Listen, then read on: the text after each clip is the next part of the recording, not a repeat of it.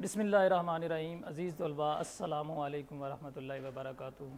अज़ीज़ तलबा, इस दफ़ा जो हमारा सिलेबस है सेकंड ईयर क्लास का चैप्टर नंबर 2 के आखिरी 2 टॉपिक हैं। तो सुप्रीम कोर्ट ऑफ पाकिस्तान, उसके अख्तियारात, सुप्रीम कोर्ट ऑफ पाकिस्तान की तश्कील कैसे होती है, इसकी सारी डिटेल, और उसी तरह हाई कोर्ट ऑफ पाकिस्तान, उसकी सारी डिटेल। अज़ीज़ तलबा, जैसा कि आपको इल्म है, क्लास में आपको बताया गया था कि हमारा जो हुकूमत है उसके, हमारे जो रियासत है उसके 3 शोबे हैं। नंबर 1 मैंने बताया था कि रियासत का जो पहला पिलर है उसे हम कहते हैं हुकूमत, और दूसरा जो है वो इंतज़ामिया है, इसके बारे में बताया था, और तीसरे नंबर पे अदलिया है। ये सारी चीज़ें हमने डिस्कस की हैं प्रीवियस लेक्चर्स के अंदर। तो इन अदलिया में अब हमारा जो अदलिया का सिस्टम है अज़ीज़ तलबा, उसके भी उसको 3 हिस्सों में तकसीम किया गया है। सबसे जो नंबर 1 पे है वो है सुप्रीम कोर्ट ऑफ, ये सबसे बड़ा हमारा अदालती निज़ाम है सुप्रीम कोर्ट। दूसरे नंबर पे हाई कोर्ट, ठीक है जी, और तीसरे नंबर पे सेशन कोर्ट, ठीक है जी। ये अदलिया के निज़ाम को 3 हिस्सों में तकसीम किया गया है। सुप्रीम कोर्ट ऑफ पाकिस्तान, उसका हेड क्वार्टर इस्लामाबाद में होता है, वफाक के अंदर, वफाक के मरकज़ में होता है। और सुप्रीम कोर्ट ऑफ पाकिस्तान के क्या क्या अख्तियारात हैं, उसकी तश्कील कैसे पाती है, ये हमने क्लास में डिस्कस किया था। इसी तरह हाई कोर्ट का भी हमने पूरा डिस्कस किया था क्लास में कि हाई कोर्ट की तश्कील कैसे होती है, हाई कोर्ट के जजेस की अहलियत का क्या मेयार है, तश्कील का पूरा तरीक़ाकार हमने पढ़ा, सुप्रीम कोर्ट का, हाई कोर्ट का, फिर सेशन कोर्ट्स का, अदलिया के सारे निज़ाम को हमने डिस्कस किया है, ठीक है जी। तो ये दोनों जो लॉन्ग क्वेश्चंस हैं ये आपने अच्छी तरह तैयार करने हैं, सुप्रीम कोर्ट ऑफ पाकिस्तान का वाला और हाई कोर्ट ऑफ पाकिस्तान वाला। इसकी सारी तफसील है, ठीक है जी। जैसे कि ये आपके सामने है कि सुप्रीम कोर्ट ऑफ पाकिस्तान में आपने पहली चीज़ जो डिस्कस करनी है वो बतानी है कि ये अदारा तश्कील कैसे पाता है। उसका सारा आपने क्राइटेरिया बताना है कि कितने जज होते हैं सुप्रीम कोर्ट में, कैसे कैसे उनकी सिलेक्शन होती है, फिर क्वालिफ़िकेशन उनकी क्या होती है कि सुप्रीम कोर्ट ऑफ जज का, सुप्रीम कोर्ट ऑफ पाकिस्तान का जज बनने के लिए आपकी अहलियत क्या है, आपकी क्वालिफ़िकेशन क्या है। तो इसकी सारी हमने डिटेल पढ़ी थी कि वो पाकिस्तान का शहरी हो और किसी हाई कोर्ट का जज रह चुका हो, 15 साल तक किसी हाई कोर्ट में एडवोकेट की हैसियत से काम कर चुका हो। ये चीज़ें सारी हमने डिस्कस की हैं। फिर तकर्री उसकी कैसे होती है, कौन उसको तकर्रुर करता है सुप्रीम कोर्ट के जजेस को, जैसा कि उसका पूरा आइनी तरीक़ाकार आपको क्लास में समझाया गया है कि तकर्रीर का तरीक़ाकार आपने ये तैयार करना है कि इसके लिए एक जुडिशल कमीशन बनाया जाता है, अदलिया के जजेस की कमेटी बनाई जाती है, और एक पार्लिमानी कमेटी बनाई जाती है। तो पार्लिमानी यानी सियासतदानों की, जो पार्लियामेंट के मेंबर होते हैं, दोनों तरफ से मुशावरत से जजेस का जो है वो तयन किया जाता है। इस तरह बरतरफी का तरीका बताया था, मुद्दत कितनी होती है सुप्रीम कोर्ट के जजेस की, हलफ कौन लेता है उनका, सुप्रीम कोर्ट का सदर मुकाम कहाँ पर है, जैसा कि मैंने बताया कि इस्लामाबाद में है, बाकी 4 सूबों के अंदर इसके बेंचेस होते हैं, ठीक है जी, हाई कोर्ट लेवल पे। इसी तरह कायम मुकाम या आर्जी जज कौन होता है, ठीक है जी, कितने जजेस का बेंच तश्कील दिया जाता है सुप्रीम कोर्ट में अंदर, ठीक है जी। ये चीफ जस्टिस के स्वाबदीद होता है, वो किसी भी इशूज़ के लिए जो है वो 1 जज की कमेटी बना दे, 2 की कमेटी बना दे, 4 की बना दे, ठीक है जी। वो केस के नोयत के हिसाब से उसकी बेंच तश्कील दिए जाते हैं। इसी तरह इनकी पाबंदियाँ, तनख्वाह और मराआत सुप्रीम कोर्ट ऑफ पाकिस्तान के जजेस की, ये सारी चीज़ें हमने क्लास में डिस्कस की हैं।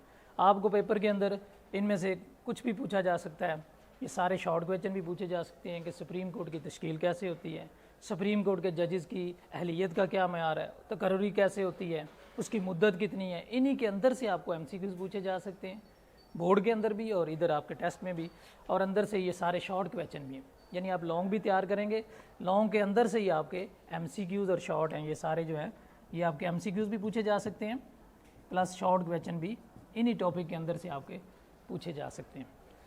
इसी तरह इख्तियारात है, आगे लॉन्ग क्वेश्चन आपको बोर्ड में आ सकता है, आपके कल के टेस्ट में आ सकता है कि सुप्रीम कोर्ट ऑफ पाकिस्तान के पास इख्तियारात क्या क्या हैं।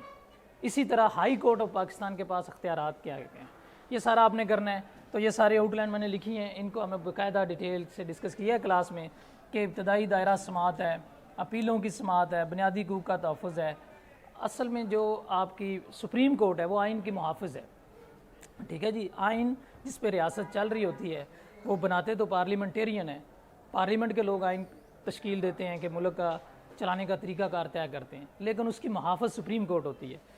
और इसके अलावा शहरियों के बुनियादी हकूक़ का तहफ़्फ़ुज़ करना ये सुप्रीम कोर्ट ऑफ पाकिस्तान की ज़िम्मेदारी है। मुशावरती इख्तियारात इसके पास होते हैं, वज़ीर आज़म सदर जो है किसी भी मामले पर सुप्रीम कोर्ट ऑफ पाकिस्तान के जजेस से मशवरा ले सकता है।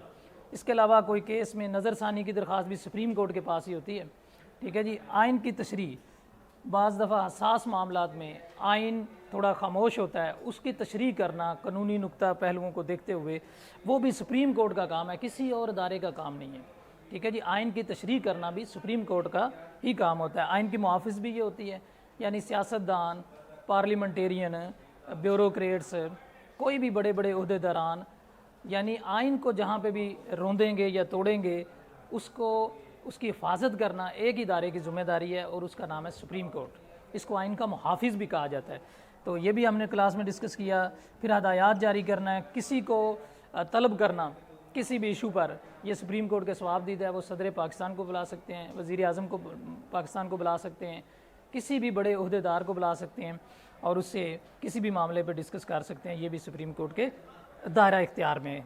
इसके अलावा मज़ीद मुतफ़रक़ इख्तियारात है, ये सारे आपने तैयार करने हैं being a long questions outline की रोशनी में। यानी सुप्रीम कोर्ट ऑफ पाकिस्तान का क्वेश्चन इंतहाई अहम है बोर्ड पॉइंट ऑफ व्यू से। ख़ुसूसन आपने सारे इख्तियारात जो सुप्रीम कोर्ट के पास होते हैं क्लास में हमने डिस्कस किए हुए हैं, इसको डिटेल से आपने करना है, ठीक है जी। और ये जो पहली सारी चीज़ें हैं ये लॉन्ग का हिस्सा भी है। इनमें से जो चीज़ें पूछी जाएँ वो आप बताएँगे लॉन्ग में, लेकिन इनमें से MCQs और शॉर्ट क्वेश्चन भी आते हैं, उनको भी आपने देख लेना है। इसी तरह ये एक्सरसाइज के मैंने MCQs लिखे हुए हैं बेटे, उनके जवाबात लिखे हुए हैं। थोड़ा सा हम इनको डिस्कस कर लेते हैं, बाकी सब ये पहले भी किए हैं मज़ीद।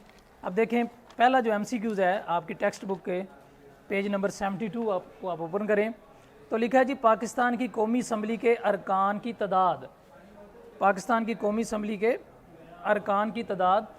तो किताब के ऊपर जो पुरानी बुक्स हैं ना स्विक्स की, वहाँ पे डेट्स गलत लिखी हुई हैं, आप इसको करेक्ट कर लें। ये कौमी असम्बली के अब मौजूदा अरकान की तादाद 336 है, ठीक है जी। पुरानी बुक्स के अंदर 342 लिखा हुआ है, तो बुक्स के अंदर टोटल ये ऑप्शन ही नहीं है 336 वाला, तो आप इसको करेक्ट कर लें। अब जो पाकिस्तान की कौमी असम्बली है, जो जहाँ पे MNA बैठते हैं, मेंबर ऑफ नेशनल असम्बली, जिनको अवाम अपने वोटों से मुंतखब करते हैं, उसके अरकान की तादाद 336 है इस वक्त, ठीक है जी। सदारती जो आर्डिनेंस है इसकी मुद्दत कितनी है, तो स्टूडेंट्स वो है 4 माह तक। सदर जो आर्डर जारी करता है एमरजेंसी की सूरत में वो 4 माह तक रह सकता है, उसके बाद ख़त्म हो जाएगा। तीसरा जो MCQs है 1973 के आइन में 8वीं तरमीम कब की गई, तो इसका जवाब मैंने लिखा है 1985। स्टूडेंट्स आपको जैसा कि क्लास में बताया गया है कि हमारा जो आइन पाकिस्तान है इसके अंदर अब तक 28 के करीब तरमीम हो चुकी है। मुख्तलिफ अदवार के अंदर हालात के तकाज़ों के मुताबिक मुख्तलिफ लोगों ने इसके अंदर आइन के मुताबिक तरमीम की हैं। तो 8वीं तरमीम की उसने बात की, इसके अलावा आपसे कुछ भी पूछ सकता है, पहली तरमीम, दूसरी तरमीम, सारी डिटेल आपको पता होनी चाहिए, इसको आपने देख लेना है। इसी तरह उसने पूछा है जी सुप्रीम कोर्ट के जज की रिटायरमेंट की उम्र कितनी है, ये 65 साल है। हाई कोर्ट के जज की रिटायरमेंट की उम्र वो 62 ईयर्स है, मैंने साथ ही उसका भी लिख दिया है क्योंकि दो ही हमारे टॉपिक हैं। तो ये MCQs बोर्ड में आता है कि सुप्रीम कोर्ट ऑफ पाकिस्तान के जज की रिटायरमेंट की उम्र कितनी है, 65 ईयर। इसी तरह आगे 1962 का आइन कितनी दफ़ात पर मुश्तमिल है, तो 250 है। 1956 का जो आइन है वो 234 दफ़ात पर मुश्तमिल है। तो 1962 का आइन जो है हमारा वो 250 दफ़ात पर मुश्तमिल है। इसी तरह 1973 का जो आइन है वो 280 दफ़ात पर मुश्तमिल है। इन सब का आपको पता होना चाहिए। नंबर 6 पे है जी हमारा जो MCQs है कि करारदाद मकासद किस वज़ीर आज़म के दौर में मंजूर हुई, तो लियाकत अली ख़ान जो कि पाकिस्तान के पहले वज़ीर आज़म थे, उनके दौर में करारदाद मकासद 1949 में मंजूर हुई थी, ठीक है जी। इसके अलावा अगला MCQs है कि गवर्नर जनरल मलिक ग़ुलाम मोहम्मद ने पाकिस्तान की पहली आइन साज असम्बली को कब बर्खास्त किया, तो 1954 को उन्होंने, जो पहली हमारी असम्बली बनी थी 1947 में, जिसके अरकान की तादाद 69 थी, तमीज़ुद्दीन जिसके पहले कौमी असम्बली के स्पीकर थे, लियाकत अली ख़ान जिस असम्बली के पहले वज़ीर आज़म थे, उस असम्बली को 1954 में गवर्नर जनरल मलक गुलाम मोहम्मद ने ख़त्म कर दिया था। ठीक है जी। इस तरह अगला हमारा एमसीक्यूज़ है, 1956 के आइन के तहत मुकन्नना कितने अरकान पर मुश्तमल थी? 300 अरकान पर मुश्तमल थी। 1956 के कॉन्स्टिट्यूशन के मुताबिक मुकन्नना यानी हमारी पार्लियामेंट, हमारा कानून साज अदारा, हमारा रियासत का पहला बुनियादी पिलर, ठीक है जी, पार्लियामेंट जिसे हम कहते हैं, और जहाँ पे हमारे मुंतखब नुमाइंदे बैठते हैं, तो उनके अरकान की तादाद कितनी थी? 300। तो ये स्टूडेंट्स आपको पता है कि हमारा जो पाकिस्तान था 2 हिस्सों में मुनक़सम था, मशरक़ी पाकिस्तान और मगरबी पाकिस्तान। तो 150 कैंडिडेट जो लिए जाते थे मशरक़ी पाकिस्तान से लिए जाते थे, और उसी तरह 150 कैंडिडेट यानी MNA यानी मुकन्नना के अरकान वो मगरबी पाकिस्तान से, जो हमारा मौजूदा पाकिस्तान है, यहाँ से लिए जाते थे। तो 1956 के आइन के मुताबिक 300 अरकान थे, और आजकल कितने हैं? 336। लेकिन 1956 में, 1962 में हमारी पार्लियामेंट का एक ईवान था, अब हमारी पार्लियामेंट के 2 ईवान हैं, एक का नाम कौमी असम्बली है और एक का नाम सेनेट है। तो अब टोटल अरकान की तादाद 446 है। ठीक है जी। तो अब तादाद बढ़ चुकी हुई है, एक ईवान की तादाद 336 है, लेकिन यहाँ पे हमारा ईवान था ही एक, और उस वक्त तो फिर 300 अरकान थे उसके। आगे बढ़ते हैं जी। तो अगला MCQ है, पाकिस्तान के सेनेट के अरकान की तादाद कितनी है? तो ये 96 है। किताब पे 104 लिखा हुआ है, पुरानी बुक्स जो आपके पास सिविक्स की हैं उसको काट के दुरुस्त कर लें। इस वक्त मौजूदा जो सेनेट है हमारा, उसके अरकान की तादाद 96 है। ठीक है, क्योंकि हमारे 2 ईवान हैं मुकन्नना के, पार्लियामेंट के, एक का नाम कौमी असम्बली है, एक का नाम सेनेट है, दोनों मिलकर मुल्क को चलाते हैं, मुल्क के लिए कानून साजी करते हैं। पहले एक पार्लियामेंट से कानून पास होता है, फिर दूसरे से होता है, फिर सदर के पास जाता है, और फिर वो पाकिस्तान का कानून आइन बन जाता है। तो ये एक बाकायदा आइनी तरीक़ाकार है। तो ये हमारे 96 और 336 ये सारे अरकान मिलकर हमारे मुल्क के लिए कानून बनाते हैं, जिससे हमारा मुल्क चलता है। ठीक है जी। तो अगला MCQ है, वहदत मगरबी पाकिस्तान कब अमल में आई? तो इसका जवाब है 1955। और ये क्या थी वहदत मगरबी पाकिस्तान? देखें, जब पाकिस्तान बना था तो 2 हिस्से थे, जोग्राफियाई तौर पर एक दूसरे से अलग थे, दरमियान में 1000 मील का फासला था, यानी 1600 किलोमीटर। मशरक़ी पाकिस्तान और मगरबी पाकिस्तान के दरमियान डिस्टेंस था 16 किलोमीटर, 100 किलोमीटर, यानी 1000 मील। ठीक है जी। तो जोग्राफी भी मसला था हमारा, तो उसको देखते हुए फिर जो हमारा मगरबी पाकिस्तान था, इसके 4 सूबे थे, 12 डिवीज़न थी, जबकि जो हमारा मशरक़ी पाकिस्तान था, जो इस वक्त मौजूदा मुल्क बांग्लादेश है, वो सिर्फ़ एक ही सूबा था। तो इंतज़ामी मामलात को देखते हुए 1 यूनिट बना दिया गया था, यानी यहाँ से जो 4 सूबे थे, 12 डिवीज़न, उसको एक ही सूबे में जम कर दिया गया। तो 2 ही सूबे पाकिस्तान के बन गए थे, एक मशरक़ी पाकिस्तान और एक मगरबी पाकिस्तान। तो उसको कहा जाता है वहदत मगरबी। ठीक है जी। तो ये बेटा आपके MCQs हैं एक्सरसाइज वाले। ये यूँ तो लिखे 10 हैं, लेकिन 10 के मैंने 30 आपको समझा दिए हैं, यानी आपको MCQs इस तरह पूछे जा सकते हैं। ठीक है जी। तो ये एक्सरसाइज के MCQs अच्छी तरह देख लेने हैं, और जो टॉपिक के MCQs हैं वो भी अच्छी तरह देख लेने हैं, और जो चैप्टर के शुरू तक सारे MCQs आपने देखने हैं, क्योंकि MCQs को आपने बार बार रिपीट करना है। आगे बढ़ते हैं। तो हमारे हैं जी शॉर्ट क्वेश्चन स्टूडेंट्स, ये एक्सरसाइज के शॉर्ट क्वेश्चन हैं। बाकी शॉर्ट क्वेश्चन जो टॉपिक के अंदर हैं वो तो हम करेंगे ही। ठीक है जी। तो एक्सरसाइज के शॉर्ट क्वेश्चन ज़रा देख लेते हैं थोड़ा सा। पहला शॉर्ट क्वेश्चन है, राय दहिंदा। राय दहिंदा कौन होता है जी? वोटर, जिसे हम वोटर कहते हैं, जो वोट डालने जाता है।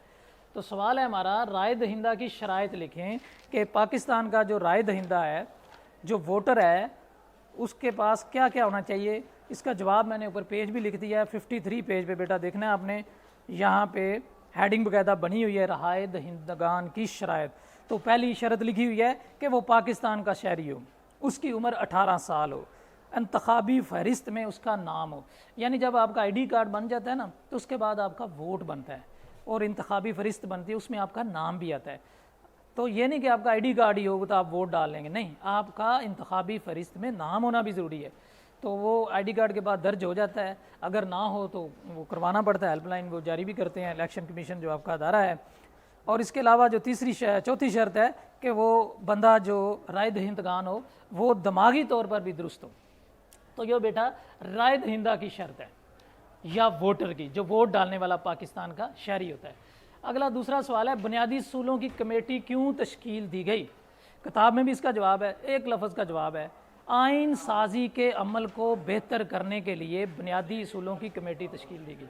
यानी दूसरे सवाल का जवाब बेटा मैं आपको बता रहा हूँ, बुनियादी असूलों की कमेटी क्यों तश्कील दी गई? आइन साजी के काम को बेहतर करने के लिए, ठीक है जी, आइन साजी के काम को बेहतर करने के लिए ये कमेटी तश्कील दी गई। ये आप मेरे अल्फाज ही लिख लें, आपका दुरुस्त हो जाएगा।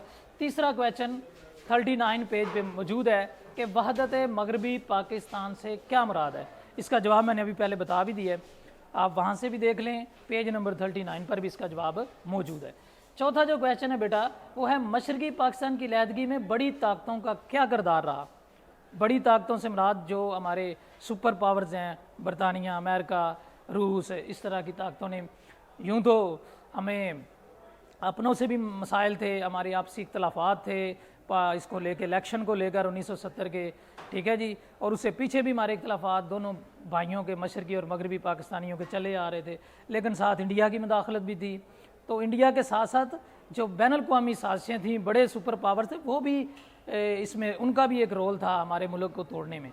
तो उसका रोल आपने बताना है। 45 पेज पे आपकी हेडिंग मौजूद है, मशरकी पाकिस्तान के टॉपिक के अंदर इसका जवाब बेटे लिखा हुआ है। पांचवा जो शॉर्ट क्वेश्चन है, 1973 के आइन को वफाकी आइन क्यों कहा जाता है? आप बेटे 1973 का कॉन्स्टिट्यूशन देखेंगे, वहाँ पे आउटलाइन मौजूद है वफाकी आइन या वफाकी आइन किसे कहते हैं, तो वहाँ पे लिखा हुआ है कि क्यों कहा जाता है। क्योंकि थोड़ी डिटेल मैं बता देता हूँ, क्लास में वैसे बताई हुई है, क्योंकि वफाक जो है वो 4 सूबों पर मुश्तमिल है इस वक्त, और कबायली इलाका जात हमारे, और उनका मरकज़ी एक निज़ाम हुकूमत चलता है, दारुल हुकूमत हमारा इस्लामाबाद है। तो इस तरह का जो निज़ाम है उसको हम वफाकी निज़ाम कहते हैं। बाकी इसकी तश्कील लिखी हुई है सारी तफसील। छठा सवाल है, सैनेट की तश्कील कैसे होती है? सैनेट की तश्कील में आपने बताना है कि पंजाब से कितने कैंडिडेट जाते हैं, सिंध से कितने जाते हैं, KPK से कितने जाते हैं, बलूचिस्तान से कितने जाते हैं, जनरल नशिस्तें कितनी हैं, जो कि आपको पता है क्लास में डिस्कस की गई थी कि चारों सूबों से इक्वल नुमाइंदगी है सैनेट की, 14-14 यानी 14-14-14 जनरल नशिस्तें हैं। बाकी कोटा है जी, तो मखसूस नशिस्तें हैं, ख़वातीन की नशिस्तें हैं, अक़लीतों की नशिस्तें हैं, उन सारों की डिटेल सैनेट के टॉपिक में फ्रंट पे लिखी हुई है, उसकी बाकायदा एक टेबल की शक्ल में, वो आपने बेटे तैयार करनी है। इसके अलावा 7वां सवाल जो कि 12 दफ़ा मैंने करवाया है, बोर्ड्स के अंदर, पेपर्स के अंदर भी ये बड़ी दफ़ा आ चुका है कि स्पीकर और डिप्टी स्पीकर का इंतखाब क्यों किया जाता है।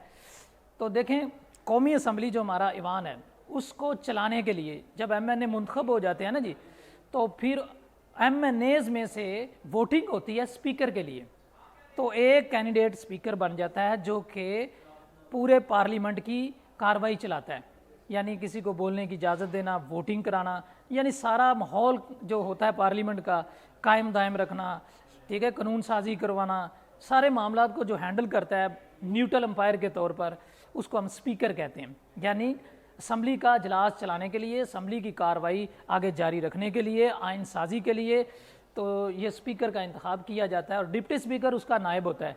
यानी स्पीकर की अदम मौजूदगी में जो डिप्टी स्पीकर होता है वो स्पीकर के फ़राइज़ सारे अंजाम देता है, ये इसके मामन के तौर पर काम करता है। नंबर 8 पे बेटे, सदर पाकिस्तान बनने की क्या शराइत हैं? तो इसके लिए आप सदर का टॉपिक देखेंगे तो वहाँ पे क्वालिफ़िकेशन लिखी हुई है, ठीक है जी।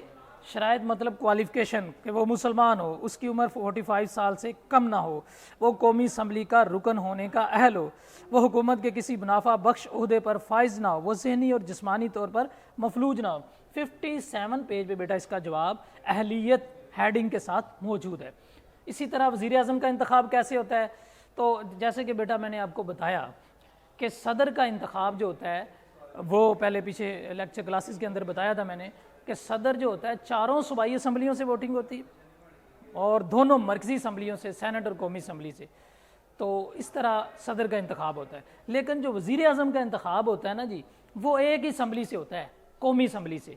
यानी जो हमारे MNAs होते हैं, मेंबर ऑफ नेशनल असम्बली, जिनको हम वोट देकर कौमी असम्बली में पहुँचाते हैं, सिर्फ उनकी वोटिंग होती है एक ही ईवान के अंदर, कौमी असम्बली। वहाँ जिसकी अक्सरियत होती है वो वज़ीर आज़म बन जाता है। तो वज़ीर आज़म का इंतखाब कौमी असम्बली के नुमाइंदे अक्सरियत राय से करते हैं। इसी तरह बेटे सुप्रीम कोर्ट ऑफ पाकिस्तान की तश्कील का मैंने बताया, 65 पेज पे आपने इसको करना है। 65 पेज जब आप ओपन करेंगे तो तश्कील का लिखा हुआ है, तो इनकी बाकी तादाद वगैरह वो सारा तो आपको पता है, पार्लियामेंटेरियन इसका तयन करते हैं। तो ये बेटे आपका कल का टेस्ट है, सुप्रीम कोर्ट ऑफ पाकिस्तान, एक टॉपिक ये है, हाई कोर्ट ऑफ पाकिस्तान जिसका इधर जिक्र नहीं मैंने किया, क्लासेस में मैंने किया हुआ है, सेम क्राइटेरिया उनका 19-20 का फ़र्क है, वो भी आपने करना है। इसके अलावा जो सेशन कोर्ट्स है, सिली अदलिया के बारे में थोड़ा बहुत छोटा सा टॉपिक है, वो भी आपने तैयार करना है। उनके अंदर से भी MCQs आपको आ सकते हैं, पेपर में भी, बोर्ड में भी। और जो एक्सरसाइज के शॉर्ट क्वेश्चन MCQs हैं, ये मैंने बोर्ड पे लिख दिए हैं। अब इन MCQs और शॉर्ट क्वेश्चन में से और तरीके से भी सवाल पूछे जा सकते हैं, जिस तरह के मैंने दौरान तदरीस आपको थोड़ा बहुत उनके बारे में डिटेल बताई है। तो इस तरह आपने बेहतर तरीके से पेपर तैयार करना है। अल्लाह हाफिज़।